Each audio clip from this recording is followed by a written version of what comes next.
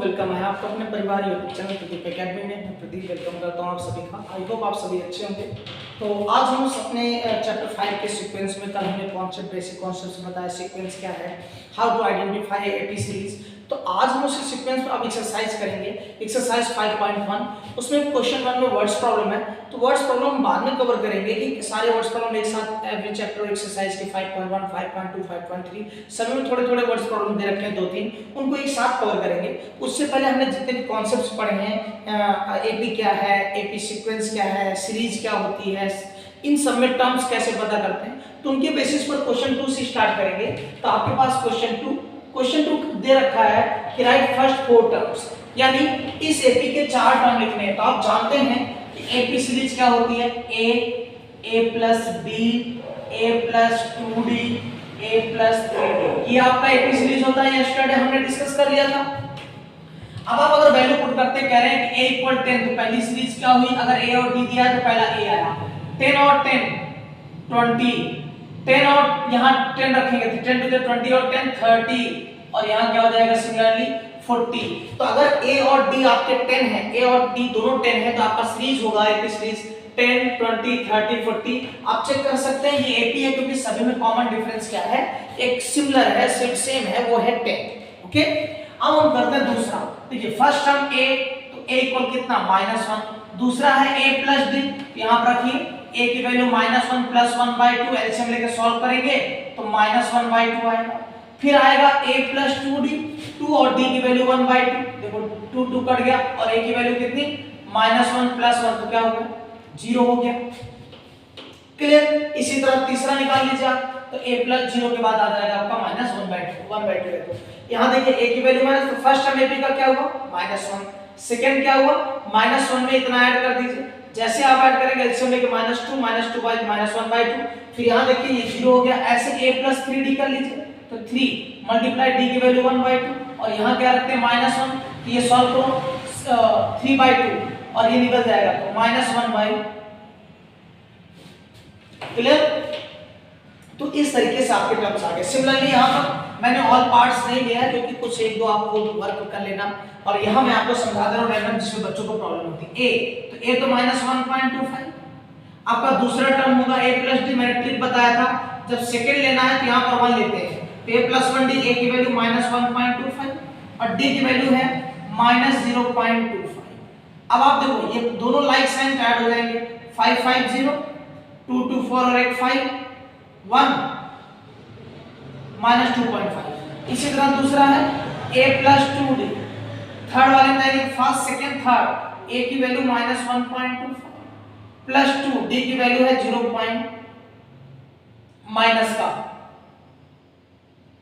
का, तो देखो 25 50 आ जाएगा, ये आएगा -0.50, और यहाँ पहले से क्या है, फिर आप जोड़िए 5 2 आपका। तो इस तरीके से आप टर्म्स निकालते जा सकते हैं, 3 कहता है, 4 कहता है, कितना भी कहे, बस d को ऐड करते जाइए, आपको सीरीज पता है। ओके, नाउ क्वेश्चन थर्ड में कह रहा है कि आपको बताना है, एक सीरीज गिवन है, उस सीरीज में आपको ये बताना है कि फर्स्ट टर्म क्या होता है और कॉमन डिफरेंस क्या है। तो वी नो दैट सीरीज का जो फर्स्ट सबसे पहले आएगा वही क्या होगा, a को ही फर्स्ट टर्म कहते हैं, according to given data series a कितना है 3। अब d कैसे निकलता है, हमेशा सक्सीडर से प्रीसीडर माइनस करो, तो 1 - 3 तो आ गया -2, a और b आ गया। सिमिलरली a इक्वल कितना है 0.6, तो d कैसे निकलेगा 1.7 - 0.6, 7 में 6 गया 1, और ये 1 का 1.1। अगेन यहां देखिए a की वैल्यू कितनी है 1/3, जब आप d निकालेंगे तो क्या होगा 5/3 माइनस 1/3, एलसीएम ले लीजिए 4/3, आपका d आ गया। ठीक है, अगेन क्वेश्चन नंबर 3 इस तरीके से दिए हुए हैं। अब क्वेश्चन नंबर 4 की बात करते हैं।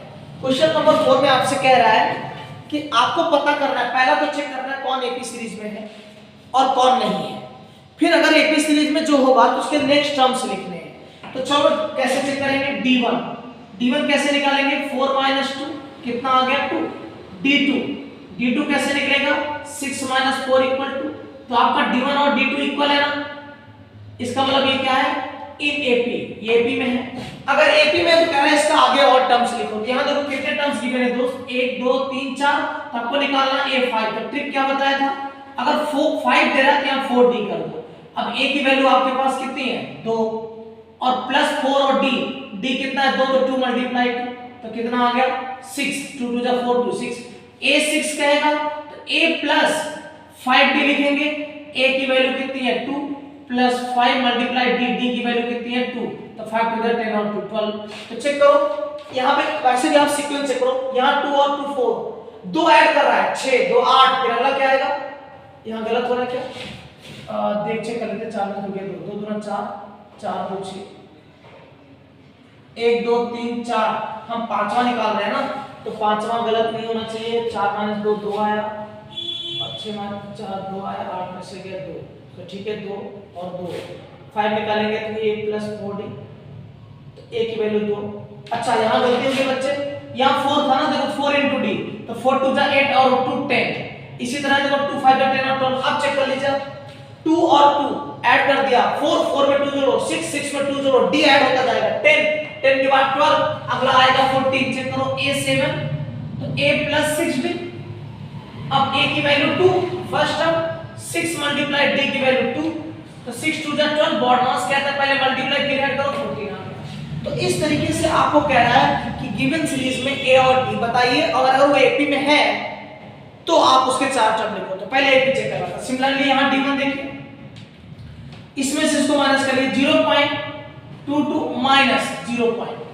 अब आप देखो 0.2 दिया आएगा 0.20, कैसे नहीं 0.02, ये 2 नहीं है, इसके पहले देखो 0 ले सकते हो, तो 2 से 0 2 2 से 2 गया 0, d2 निकालिए, d2 होगा 0.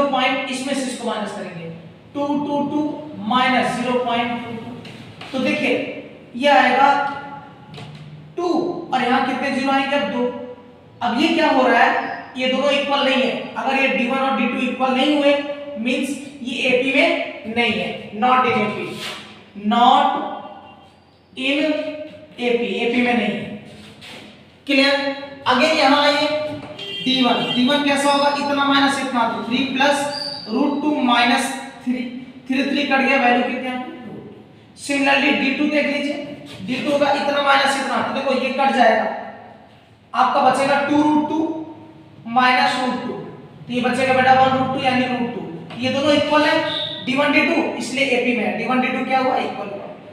ओके 1 2 3 4 5 निकालना है, तो 5 अभी आपको बताया a प्लस 4d, तो चेक करो a की वैल्यू कितनी है 4 और d की वैल्यू √2, तो आ गया 3 प्लस √2। आप सीक्वेंस देखो जरा, जब ये दूसरा टर्म था तो 1 आया, तीसरा है तो 2 आया, चौथा है तो 3 आया, तो अगला क्या होता, पांचवा आएगा तो 4d आएगा। अगर a6 लोगे तो a प्लस 5d, कम करते चले जाओ 5, और अगला आएगा a7 a प्लस 6√2, इस तरीके से आपका 3 प्लस 6√2 इस तरीके से बढ़ता चला जाएगा। यहां देखिए d1 निकाल, a स्क्वायर माइनस a, ये दोनों अनलाइक टर्म्स है, ये सब्ट्रैक्ट नहीं हो सकते। इसी तरह d2 a की पावर 3 माइनस a स्क्वायर, अब ये भी इससे सब्ट्रैक्ट नहीं हो सकता, मींस d1 और d2 क्या हुए, इक्वल नहीं हुए। अगर d1 d2 इक्वल नहीं हुआ तो ये आपका नॉट इन एपी, ये आपका एपी में नहीं है। ओके, तो इस तरीके से इसमें जो अच्छे क्वेश्चन है, जहां बच्चे रूट और इनमें गड़बड़ करते हैं, केवल वो पार्ट सम कर रहे हैं, 1 2 3 4, ये पांचवा, ये छठा, ये पहला, और ये 11th पार्ट है। अब हम करते हैं 12। देखो रूट 8 को आप ये लिख सकते हैं 2√2, ऐसे रूट 8 को देखो 9 2 जा 18, 9 परफेक्ट स्क्वायर है तो 3 बाहर आएगा, तो 3√2, और यहां जाएगा 4 का 16 2 जा, 16 का रूट क्या होता है, देखो इसके दो फैक्टर होंगे, 16 मल्टीप्लाई तो 16 का रूट 4 बाहर आता है, तो √2 नहीं आएगा, तो बन जाएगा 4। अब आप देखो d1 निकालिए, d1 निकालेंगे तो इतना माइनस इतना, 2√2 माइनस √2, कौन सा a की वैल्यू, तो आ गया 1√2। इसी तरह d2 निकालो, d2 निकालेंगे तो 3√2, इसमें से माइनस 2√2, तो आपका आंसर आ जाएगा 1√2, यानी ये एपी में है। अगर एपी में है तो अब आप क्या करें, देखो आपको निकालना 1 2 3 4 निकाल दिया, पांचवा निकालना है, a प्लस 4d लिखेंगे, तो a की वैल्यू था आपका √2 प्लस 4 और d की वैल्यू है √2, तो देखो जुड़ करके क्या आ गया 5√2, क्लियर?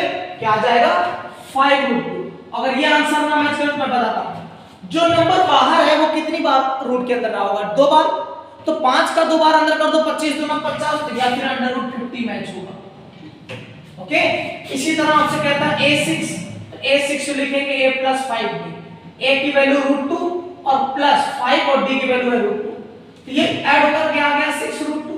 अब ये बताओ 6 कितनी बार रहेगा अंदर, 2 बार रहा होगा तभी दे पा रहा है ना, तो 6 6 36 2 72 आप इनको करेंगे, तो इस तरीके से इसके टर्म्स आप लिख सकते हैं। ओके, अब बात करते हैं 1 स्क्वायर। तो देखो यहां ध्यान से 1 का स्क्वायर 1, 5 का स्क्वायर 25, 7 का स्क्वायर 49। अब आप d1 निकालो, 25 - 1 तो 24 आएगा, और अगर आप d2 निकालेंगे तो आएगा 49 - 25। तो चेक करो, 9 में से 5 4 2 24। ये एपी में है, ये किस में है, एपी में है। 1 2 3 चौथा निकालना है, तो 4 कैसे लिखेंगे, a + 3d। अब a की वैल्यू तो 1 और 3d की वैल्यू है आपकी 24, 24 तिया 72 73 आ गया। ठीक है, फिर आ जाइए इसी तरह a5, a + 4d, a की वैल्यू आपके पास है 1, 4 * d, d की वैल्यू है आपकी 24, तो 72 और 1 4 4 16 4 2 8 9 96 और +1 तो 96। इस तरीके से आसानी से आपका जो है एपी बन जाएगा। क्लियर? अगेन यहां पर देखिए ये √3 है, इसको क्या लिख सकते, चलो d1 अगर निकालते हैं तो होगा √6 - √3।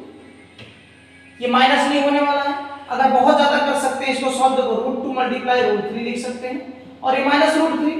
अब आप √3 कॉमन लो, √2 - 1 आया। इसी तरह d2 निकालिए, जब आप d2 निकालेंगे तो ये 9 जो है इसको 3 लिख सकते हैं, तो 3 - √6, या फिर देखो √9 - √6, तो ये बन जाएगा 3 - √6। फिर सॉल्व करेंगे तो कॉमन नहीं आएगा, तो मतलब ये भी क्या है, यानी d1 d2 बराबर नहीं होगा, तो ये भी क्या है, एपी में नहीं है। तो इस तरीके से आसानी से आप एपी के नेक्स्ट टर्म्स लिख सकते हैं, ए और डी फाइंड कर सकते हैं, और कैसे आपको फोर्थ टर्म लिखना हम आसानी से कर सकते हैं। तो एक्सरसाइज 5.1 में 4 क्वेश्चंस है, 4 में मैंने आपको 3 क्वेश्चंस करा दिए, 2 3 4। तो आप करेंगे हम next topic, next exercise 5.2। Good day, मेहनत करते रहिए।